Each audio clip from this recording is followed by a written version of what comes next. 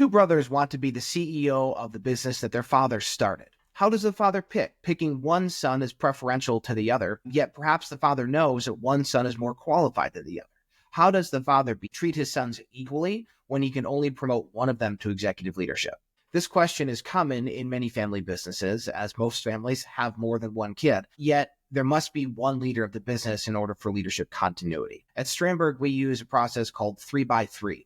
That is 3 principles and 3 steps to determine leadership selection in a family-owned enterprise. The 3 principles are straightforward. Number 1, leaders must be qualified for the job. 2, qualifications are derived for the future strategy of the company. And 3, strategy is determined by the vision and values of the family. Those 3 principles guide the 3 steps of leadership selection.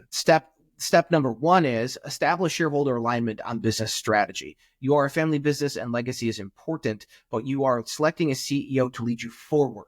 And carrying the legacy forward, while important, the strategy for how your business is going to thrive is a forward-thinking process, and you as family business shareholders need to determine what you want out of the business in the future. Number 2, once you have a strategy determined, or at least a direction you're going to take your business in, you can begin to derive qualifications from that strategy.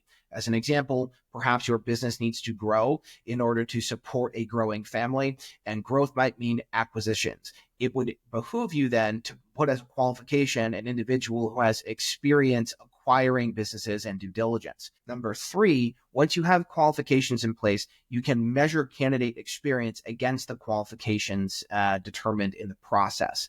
You could use this 3x3 process, 3 principles and 3 steps, to remove personal emotions about these are your children and whom should you choose and be equal, and ingrain a process towards your kids to say, look, there's too many people that depend on this business for us to make a decision that is not in the business's best interest. If you're interested in being the leader of this company, you need to demonstrate that you are qualified. If neither son in this situation is qualified, then the family is going to be looking at putting a non-family person into the leadership position. In some cases, those sons, while talented, are too young to lead the business, and you need a person who can both coach and mentor the sons while leading the business. In other cases, the sons are interested but do not have the character or qualifications or maybe the temperance to lead the business effectively, and the shareholders need to make a decision about bringing in outside leadership. In that context, you are still using the 3 principles, but you are looking at a broader pool of candidates, perhaps through an executive search firm like Strandberg.